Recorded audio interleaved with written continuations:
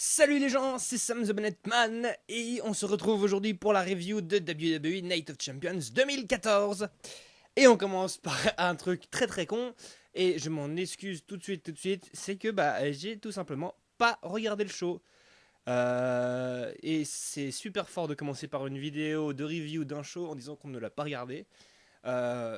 Pourquoi je l'ai pas regardé? Parce que j'ai été fatigué, du coup j'ai voulu dormir un petit peu avant. Et du coup j'ai dormi pendant, j'ai les réveils qui a sonné à 1h30 pour mater le pré-show et la totale. Et je me suis rendormi comme une grosse merde parce que j'étais fatigué. Et en plus la WWE ne m'avait pas donné spécialement envie de me lever pour regarder le show, ce qui fait que j'étais pas très motivé pour me déjuquer au beau milieu de la nuit pour regarder ça et au final avoir très peu de sommeil dans la nuit. Mais donc voilà, ceci étant dit, j'ai bien sûr regardé les résultats et cela ne m'empêchera pas de donner mon analyse et mon opinion sur la manière dont le show a été dirigé et parce que bon, il y a quand même des infos qui ont filtré là de toute manière. Je vais encore une fois, je suis sur la page Wikipédia de Night of Champions où ils ont expliqué dans les grandes lignes ce qui s'est passé pendant le show. Et donc du coup, je vais les lire en même temps que je les découvre à peu près. Donc voilà, et je verrai de ce qu'on peut en tirer, de ce qu'on peut en penser. En même temps, donc je reviendrai sur les paris que j'ai faits et de ce que j'ai vu. Apparemment, j'ai eu que 3 ou 4 paris justes. Je commence à me, ça commence, c'est pas si bien que d'habitude, hein. En général, je trouve que je les meilleurs pas trop mal. J'ai plutôt les 2 tiers de bonnes prédictions. Là, j'ai à peine la moitié. Donc voilà. Le show, alors de ce que j'ai vu, a commencé avec le Peep Show, donc Christian qui est revenu pour parler à Chris Jericho. Alors bon, lui, ce show-là, je le reverrai, donc j'irai revoir ça sur YouTube parce que comme c'est le pré-show, on peut le revoir sur YouTube. Pas besoin d'avoir le network. Je pense que c'était certainement du match face à Randy Orton de Chris Jericho qui aurait eu lieu plus tard dans la soirée. J'ai pas plus d'infos que ça, donc du coup je peux pas vous en dire grand chose. Donc voilà. Ensuite on a eu donc le premier match, c'était apparemment les Usos qui défendaient donc leur titre par équipe face à Goldust et Stardust. Les Usos ont apparemment, alors en fait c'est super con ce que je vais faire, hein, donc je vais lire un truc que tout le monde peut lire, c'est complètement idiot. Les Usos ont dominé tout le match quand Stardust a tenté un splash sur Uso, il s'est relevé. Il a. Bref, en gros, ils se sont démerdés. Apparemment, les Usos ont dominé tout le match et Stardust aurait fait ce qu'on appelle un roll-up, c'est-à-dire un espèce de tombée volée par derrière sur Jey Uso pour avoir la victoire. Et donc, nouveau champion par équipe, Goldust et Stardust. Alors, de quoi en penser? Alors, sachant que j'étais déjà pas très pour le heel turn de Goldust et Stardust, je trouvais ça pas trop bien. Euh, le fait de gagner comme ça en roll-up, c'est une victoire facile, hein. C'est pas pour rien si on appelle ça un match volé parce que c'est une victoire facile. C'est-à-dire qu'on fait un petit peu un espèce de coup de pute pour gagner le match et donc les titres. Ce qui forcément prédit une continuation de la rivalité entre les Usos et Goldust et Stardust. Tout simplement, voilà, on peut dire ça. Donc je re-regarderai le. Non, je peux pas regarder le match. Moi, j'essaierai de toute manière de re-regarder le show. On verra encore si ça me donne envie. En tout cas, donc nouveau champion par équipe. Quoi en penser? Euh, Niveau du mérite, c'est sûr que Goldust et Stardust les méritent parce que je trouve que c'est une équipe qui marche très bien ensemble, même avant que Cody Rhodes se transforme en Stardust. Et de toute manière, c'est les deux seules vraies équipes qui reluisent vraiment la WWE. Donc voir les deux se battre pour le titre par équipe, c'est pas plus mal parce que voilà, on pourrait difficilement faire mieux. Donc, mais en ce qui concerne Night of Champions, victoire de Goldust et Stardust. Ensuite, on a eu droit au match pour le titre US, défendu par Sheamus face à Cesaro. Et j'ai pas beaucoup d'infos là-dessus, enfin, on n'a pas beaucoup d'infos là-dessus. Apparemment, Sheamus a envoyé un Brock Kick venu de nulle part dans la tronche à Cesaro pour gagner son match. Et là, j'avais parié sur quoi déjà? J'avais parié sur une victoire de Cesaro et je sais plus sur quels arguments.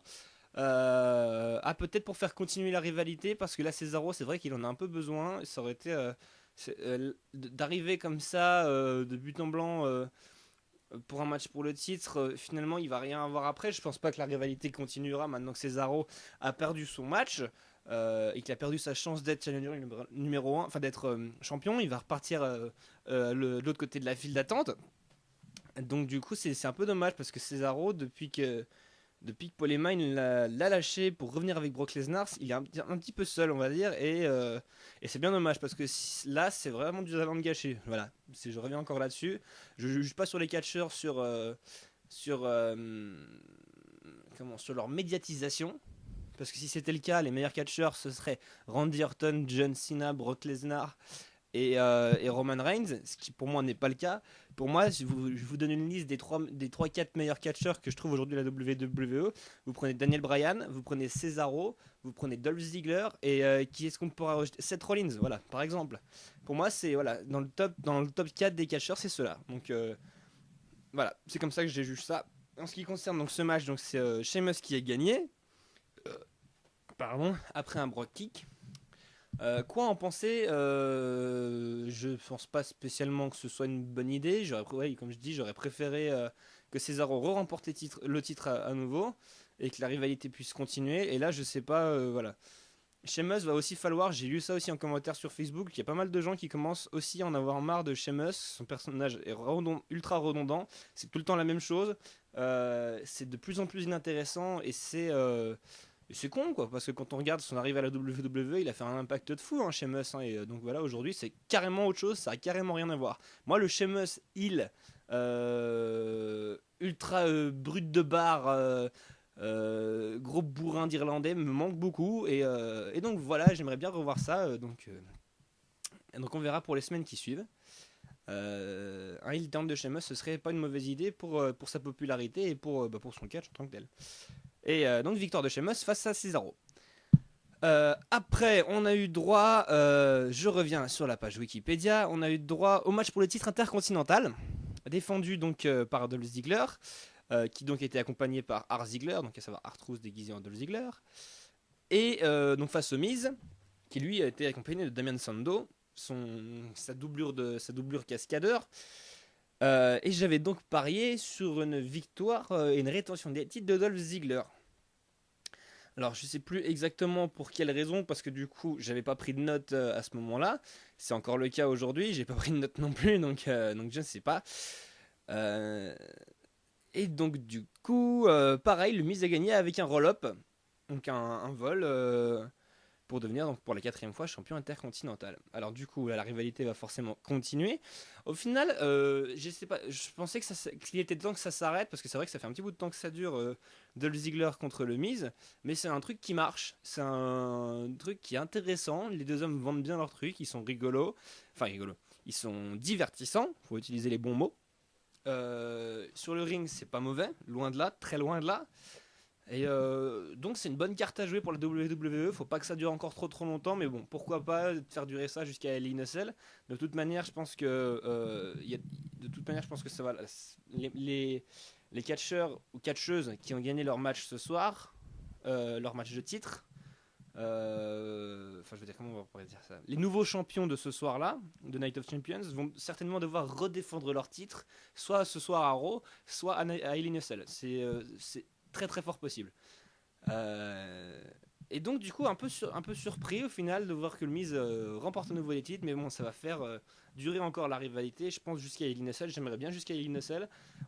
J'aimerais bien voir ce que Dolph Ziggler et le Miz peuvent faire avec une stipulation.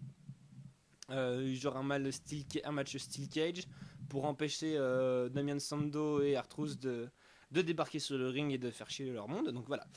Mais donc pour l'instant, nouveau champion intercontinental à la personne du Miz. On a ensuite eu droit à Seth Rollins, donc du coup, qui est surprendre maman. Ça m'a surpris de voir que Seth Rollins est apparemment arrivé dans le show pour dire qu'il avait gagné face à Roman Reigns par forfait, comme il l'avait fait face à Dean Ambrose à Battleground. Donc du coup j'ai expliqué, vous l'avez soit dû le voir sur mon mur Facebook, soit sur le site de la WWE. Roman Reigns s'est fait opérer d'urgence à cause d'une hernie. Il a pas dû, enfin, donc ça c'est arrivé, je crois samedi ou dimanche, donc du coup il a pas pu être apte à combattre hier soir. Donc du coup, on aurait envisagé, j'aurais aimé avoir un match, complètement un match différent, à savoir genre la Wyatt Family, parce que c'est vrai que la Wyatt Family fait pas partie du show. Ça faisait un bout de temps qu'on n'a pas vu ni Luke Harper, Eric Rowan, ni Bray Wyatt dans. Enfin, voilà, ça fait longtemps que c'était pas arrivé qu'ils soient pas dans un show, un pay-per-view. Et donc ça aurait été intéressant de les mettre, ou alors de trouver un nouvel adversaire pour Seth Rollins. Mais bon, c'est vrai que programmer un match 24 heures à l'avance, avoir pas vraiment le temps de le répéter pour les catcheurs, c'est difficile. Donc ce qui s'est passé, c'est que Seth Rollins est venu réclamer qu'on lui offre la victoire par forfait. On l'a déclaré vainqueur, et à ce moment-là, Dean Ambrose qui revient. Il débarque après pratiquement 2 mois d'absence. Pardon, 1 mois d'absence. Il est parti donc en tournage d'un film. C'est pour ça que la WWE s'est servi de cette espèce d'accident avec les parpaings à Raw le lendemain de SummerSlam. Ils se sont fait passer ça pour un accident pour permettre à Dean Ambrose donc de prendre un petit peu de temps off catch et donc pour tourner son film. Alors, je pense pas qu'en l'espace de 4 semaines il ait le temps de tourner tout son film. Je pense que la WWE l'a rappelé juste pour ce soir-là pour meubler l'espace qui manquait et pour comment on va expliquer. Elle a joué un petit peu le deuxième masque qu'elle avait dans la poche de derrière. C'était un petit peu fait à la va-vite, mais au moins c'était une valeur sûre, ce qui permet d'être sûr d'embarquer les fans avec elle. C'est-à-dire que voilà, faire arriver Dean Ambrose, faire revenir Dean Ambrose en plein milieu d'un pay-per-view, alors qu'on a un match qui est annulé, enfin voilà. Quand on a un match qui s'annule au dernier moment dans un pay-per-view, tout le monde est super déçu. C'est super logique ce que je suis en train de vous dire. Et donc du coup, il faut trouver quelque chose pour le remplacer. Et je pense que le fait de faire revenir un mec qui devient de plus en plus populaire comme Dean Ambrose, c'était un joli coup. Alors, est-ce qu'il sera de retour ce soir à Raw? Moi, ça m'étonnerait. Mais après, pourquoi pas, hein, ça se trouve, il a juste eu un petit rôle. Je sais même plus le nom du film dans lequel il a tourné. Et donc, du coup, apparemment, la sécurité est arrivée pour embarquer Dean Ambrose en dehors de l'arène. Donc, de toute manière, cette rivalité entre Seth Rollins et Dean Ambrose va continuer encore et encore. Est-ce que. Voilà. Je sais pas si on verra Dean Ambrose ce soir. C'est possible. Donc, voilà. C'est tout ce que j'avais à dire pour ce match-là. Il n'y a pas grand-chose à raconter. Donc on va passer au match suivant. Rusev contre Mark Henry. Alors avant que le match ait commencé, Liliane Garcia, donc l'annonceuse, a chanté l'hymne national américain avec Mark Henry qui était sur le ring, qui s'est limite mis à pleurer apparemment. Enfin c'est ce que je lis en même temps. Et du coup apparemment c'est Rusev qui a encore gagné. Ma mère qui fait du bruit. Rusev qui a gagné, il a porté sa soumission sur Mark Henry. Alors j'aimerais bien revoir le match quand même, celui-là, parce que j'avais beaucoup peur de ce que ça pourrait donner. Et je sais, il n'y a pas encore de notes, il n'y a pas encore de réels... j'ai pas pris le temps de voir de réels avis là-dessus. Donc j'aimerais bien revoir ce match-là. Est-ce qu'on a peut-être le temps des matchs? Est-ce qu'on n'aurait pas ça? Non, on n'a pas des fois on a la durée des matchs sur Wikipédia, c'est pas mal aussi, ça c'est plutôt cool. Ce qui permet de voir un petit peu près le temps qu'a pris le match. Oui, donc c'est logique ce que je dis. Donc voilà. Qu'est-ce qui va bien pouvoir se passer? Oui, c'est ce que j'avais prédit. J'avais prédit une victoire de Rusev et que ça continue et ça s'unisse à Ellie Nussel. Donc pourquoi pas? On va partir dans cette optique-là. Parce que je pense que si Rusev perd un jour, ce sera en pay-per-view. Ça m'étonnerait que ce soit à Raw ou encore moins à SmackDown. Ni à NXT, allez, soyons fous. Et donc voilà, il va falloir trouver quelque chose. Je ne vois pas la rivalité entre Mark Henry et Rusev se terminer là, sachant que Mark Henry regagne tout juste en popularité. Ce serait con que ça s'arrête là, pour lui en tout cas. Et donc voilà, j'ai fait le tour pour ce match-là. Victoire donc de Rusev sur Mark Henry. Le 6e match comptait Randy Orton face à Chris Jericho, et lui aussi j'ai envie de le revoir parce que j'avais aussi beaucoup peur pour ce match-là, et j'avais même envisagé que le match soit beaucoup plus tôt que ça dans le show, et en fait non, il est en 6e sur 8 matchs. Et donc c'est assez surprenant. Donc apparemment vers la fin du match, Chris Jericho a fait son code breaker sur Randy Orton, le tombé, Randy Orton s'est relevé. Chris Jericho a tenté de faire un frog splash depuis le haut, du coin. Ce à quoi Randy Orton a contré en RKO et ce qui lui a permis de gagner le match suite au tombé à 3. Juste pour ça aussi, j'aimerais bien vous revoir ça parce que c'est vrai que Randy Orton a un finisher qui permet de faire quelque chose d'assez spectaculaire. J'ai quelques exemples en tête. Hein. Bien sûr, le meilleur exemple qu'on a, c'était face à Evan Bourne. C'est-à-dire qu'Evan Bourne avait tenté son shooting star press, donc sa prise de finition, son salto arrière depuis le haut du ring. Et Randy Orton avait contré en faisant RKO. Et il y a beaucoup. C'est un finisher qui permet de. Qui peut être énormément utilisé en contre. Et du coup, ça peut donner des mouvements assez impressionnants à regarder. Et donc voilà. J'ai pas beaucoup de notes sur ce match. J'ai pas beaucoup d'infos sur ce match-là. Je prendrai, je pense, le temps de le revoir. De toute manière, si je revois le match, si je revois, je pense, tout le pay-per-view, un de ces quatre, je referai, je pense, une petite review où je donnerai mes infos sur le match, ou alors je rajouterai ça de toute manière. Voilà, j'ai pas envie que ma vidéo reste vide comme ça. Il faut que j'y ajoute quelque chose parce que là, je me sens je me sens un petit peu con de faire cette vidéo sans pouvoir vous donner de réelles infos, à part lire ce qu'il y a sur internet. C'est un peu dommage, c'est sacrément con. Et je m'en voulais ce matin de ne pas avoir réussi à me lever. Et donc voilà, j'essaierai de faire ça. J'essaierai quand même de revoir le match et de vous donner quelques infos un peu plus. De donner un peu de relief au travail que je fais aujourd'hui et que j'aurais dû faire finalement. Donc voilà, donc c'est Randy Orton qui a gagné face à Chris Jericho. Qu'est-ce qu'on peut prédire de plus pour Randy Orton? J'en sais rien du tout. J'en ai aucune idée. Pourquoi pas le faire revenir dans la course au titre WWE pour un match un peu plus grand face à Brock Lesnar et face à Cena ou un truc comme ça. Chris Jericho, lui, c'est tout. Il est arrivé avec cette rivalité face à Randy Orton un petit peu comme ça. Cette feud a été créée super rapidement et plutôt bâclée.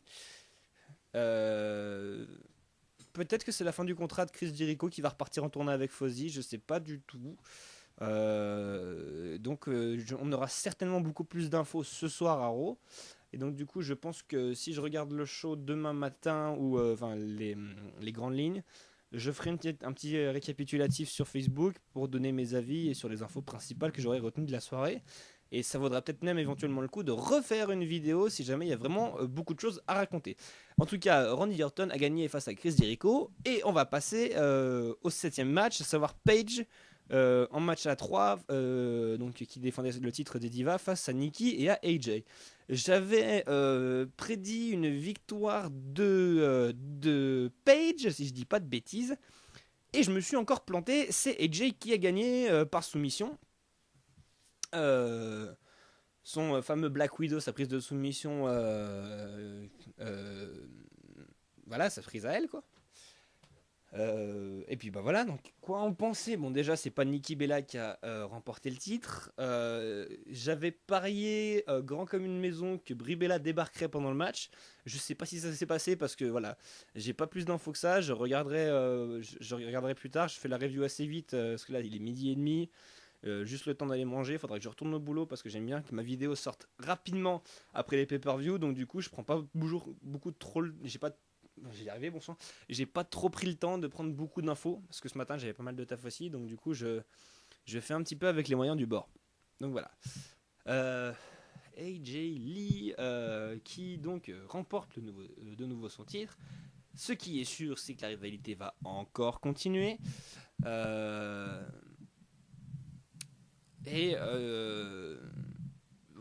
J'ai envie de voir comment Nikki Bella va gérer tout ça parce que du coup elle a dû combattre sur 2 plans depuis ces dernières semaines, à savoir la course pour le titre des Divas et la rivalité avec sa sœur. Et il y a des chances quand je dis il y a des chances, c'est quelque part il y a une part de j'aimerais bien que, voilà. Et j'aimerais bien que Brie Bella soit limite intégrée dans cette course pour le titre des divas et qu'on ait, je sais pas, un match à 4 à Hell in a Cell, ce serait pas une chose bête, donc pourquoi pas. Je fais encore des plans sur la comète comme j'aime en faire, mais faut rêver. Et puis voilà, tout simplement. Paige, donc, il va certainement redemander un match pour le titre. Soit c'est possible qu'elle le demande ce soir, soit pour NSL, je sais pas. Parce que Paige, c'est vrai qu'à part le titre, elle a rien eu pour l'instant. Elle est arrivée le lendemain de WrestleMania et elle a gagné le titre. Et à part la course pour le titre des Divas, elle a jamais rien eu d'autre. Euh, donc à voir si jamais. Paige donc qui a perdu et nouvelle championne par équipe en la personne de AJ Lee. Et il me reste le main event à vous décortiquer, à savoir John Cena contre Brock Lesnar. Brock Lesnar qui donc détient les 2 titres WWE et poids lourd. Il y a 4 lignes qui ont été écrites sur Wikipédia, je les ai sous les yeux. Et je vais donc vous les lire et vous les traduire rapidement. C'était la première défense de titre de Brock Lesnar, on s'en fout.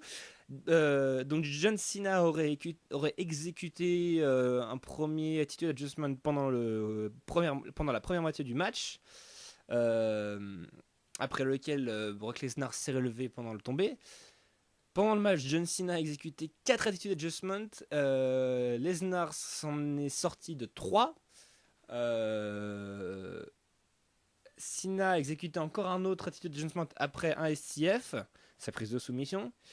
Et quand Cena a débarqué quand Cena s'est mis à faire le tombé, Seth Rollins qui est donc arrivé avec la mallette de Money in the Bank pour attaquer John Cena, ce qui a causé la disqualification de Brock Lesnar. Donc une victoire pour John Cena, mais donc du coup avec l'avantage du champion, comme ça se passe à la WWE, Brock Lesnar est donc toujours champion. Je vais revenir là-dessus plus tard sur ce que j'en pense. Rollins en a même profité pour poser sa prise de finition. Donc il écrase la tête de son adversaire au sol avec un coup de pied sur Lesnar. Il a tenté d'encaisser sa mallette pour le titre tout de suite. Mais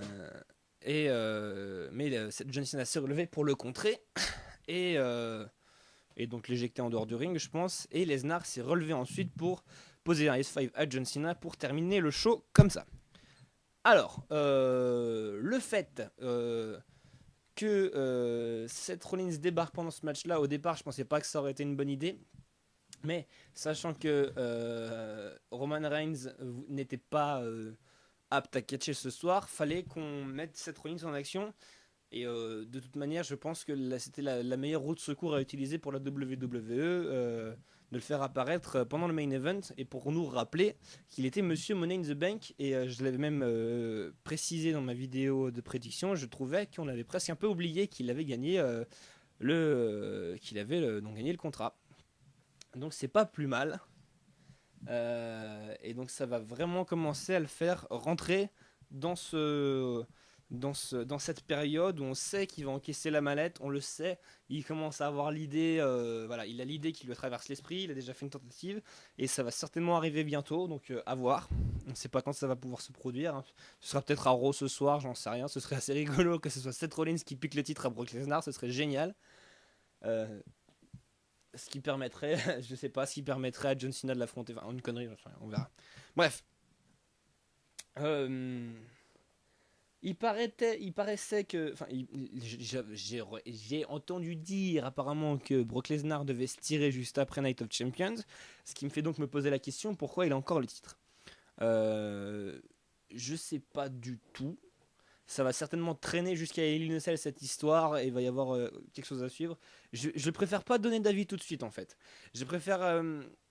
J'ai pas vraiment d'avis en plus, donc je préfère rien vous dire et je vais d'abord attendre ce soir, voir ce qui se passe entre Cena et Lesnar. Je pense que Lesnar va, ou en tout cas Paul Heyman, va se mettre à balancer quelques mots sur Seth Rollins, donc à voir. Ça peut être quelque chose de. Ça peut être une rivalité assez cool parce que c'est le point de départ de plein de choses, à savoir que Seth Rollins au départ travaillait pour l'autorité, que l'autorité avait entre guillemets engagé Paul Heyman pour avoir Brock Lesnar pour le titre WWE poids lourd, Et donc du coup au final c'est presque deux personnes qui seraient dans le même camp, à savoir Seth Rollins et Brock Lesnar qui vont se retrouver face à face. Et on peut avoir bon, il va certainement pas se passer ça, mais c'est vrai que d'un certain point de vue, on pourrait avoir une rivalité assez grande. Partant de là, je sais pas si vous voyez un petit peu l'idée que ça pourrait avoir, parce que voilà, au-dessus de Brock Lesnar, on a Paul Heyman, au-dessus de Seth Rollins, on a Stephanie McMahon et Triple H, et ça pourrait partir en gros truc comme ça, et bon, faudrait placer John Cena quelque part au milieu de ce bordel, mais à voir, donc je sais pas trop. Et je sais pas trop quoi en penser. Mais j'ai quand même bien sûr envie de revoir ce match-là, de voir comment ça s'est passé, de voir le match en tant que tel, hein, bien avant l'arrivée de Seth Rollins. J'aimerais bien voir comment Cena s'est démerdé, de le voir en Fury. Voilà, ça me paraissait beaucoup plus intéressant que de voir Brock Lesnar en Fury. Donc voilà. Et ben je crois que j'ai à peu près fait le tour de ce match-là. Je referai peut-être une vidéo si ça vaut le coup. Donc comme je l'ai dit pour Raw qui va être diffusé ce soir, je vais faire un truc, c'est que je vais découvrir en temps réel euh, l'opinion de la WWE, enfin des fans tout simplement.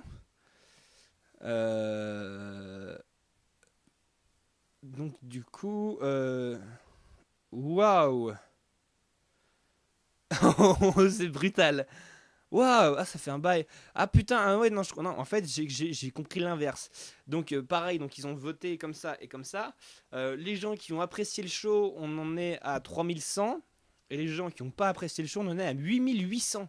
Et j'avais lu l'inverse au départ. Et ah ouais, non, c'est quand même waouh. Ça fait ouais, presque 9000 pour 3000, ça fait 3 putain. Ça fait trois quarts des personnes qui n'ont pas apprécié le show, c'est brutal. Oh putain. Oh le bordel. Ah ouais. Ah ouais. Eh bah si j'ai rien à foutre un de ces soirs, je regarderai Night of Champions, mais ça me donne pas plus envie que ça au final. Je regarderai peut-être pas tous les matchs, mais juste deux ou trois par-ci par-là, genre le match des divas, je m'en fous. Le match pour le titre US ou le titre par équipe, ça je m'en fous un peu aussi. Non, je regarderai peut-être genre juste le match intercontinental parce que j'adore Dolph Ziggler, le main event et puis peut-être aussi Mark Henry contre Rusev juste par pur titre informatif en fait. Mais ah ouais, c'est quand même. Ah ouais, c'est chaud. Ça craint quand même. Ça me rappelle un certain Royal Rumble. Bref, on va arrêter de déconner. On va arrêter là-dessus. C'est tout pour cette vidéo. Et pour cette review de Night of Champions qui était donc pas très exhaustive, pas très. Il n'y avait pas grand chose j'avais pas grand chose à raconter parce que comme je vous l'ai dit j'ai pas regardé le show, je m'en veux encore, je suis vraiment désolé. Je tâcherai pour INSL de faire une vidéo de prédiction et de revue et de résultats vraiment propres, organisés, avec des notes et tout ce qu'il faut. Je tâcherai de réfléchir à ce que je dis aussi et de faire ça de bien meilleure manière que la vidéo que vous êtes en train de regarder. Donc voilà, merci encore à tous de me suivre malgré les hauts et les bas de la WWE. Je vous dis à tout bientôt, peut-être pour une vidéo pour Raw de ce soir. Et puis bah voilà. En tout cas, bonne journée, merci encore. N'hésitez pas à vous abonner, à lâcher un com, à aller sur la page Sam the Bonnetman sur Facebook. Vous pouvez m'ajouter, envoyer plein de commentaires, même des photos, de ce que vous voulez, je m'en fous. Cette page, elle est un peu vide pour l'instant, donc s'il y en a qui veulent l'alimenter, allez-y, vous gênez pas. Et je me ferai un plaisir de vous répondre si vous avez des questions sur certains catcheurs. Ah oui, en parlant de ça, j'ai une autre mauvaise nouvelle, hein, décidément on les accumule. J'ai je travaillais donc sur un projet donc de donner un petit peu mon avis sur tous les catcheurs de la WWE. J'avais écrit à peu près, je sais pas, 6 pages jusque-là sur l'ordinateur que j'ai au boulot. Et le problème, c'est que les ordinateurs, des fois, ils partent en prestation. Et du coup, quand on les récupère, ils sont vides. Et donc, du coup, il y a une personne qui a supprimé littéralement tout ce que j'avais fait. Donc, de manière... sans faire attention, quoi, pas faire exprès. Et donc, du coup, tout mon travail d'un mois et demi a disparu. Donc, il faut savoir que j'avais commencé à écrire... ouais, donc, ouais, pratiquement 5-6 pages. J'avais écrit en une moyenne de 4 ou 5 lignes par catcheur et donc du coup je m'étais arrêté, je crois que je devais être justement à 7 Rollins ou quelque chose comme ça. Et j'avais fait tout le reste du roster par ordre alphabétique. Et donc, du coup, du coup, je suis un petit peu dépité. Il va falloir que je recommence tout ça. Et donc, du coup, c'est prévu pour beaucoup plus tard. Je suis vraiment désolé encore. C'est vraiment un truc qui est indépendant de ma volonté. Mais donc, voilà. Je tâcherai de remplacer ça par d'autres choses, de la musique, on verra bien. De toute façon, vous serez au courant. Voilà, c'est tout. Je vais m'arrêter là. Je vous souhaite une bonne bourre, une bonne après-midi, une bonne appétit, bonne Noël. J'ai déjà raconté tout ça. Et puis, bah, à tout plus. Et voilà, n'hésitez pas à partager la vidéo, à poser des commentaires et la totale. Et puis, c'est tout. Et puis, à bientôt!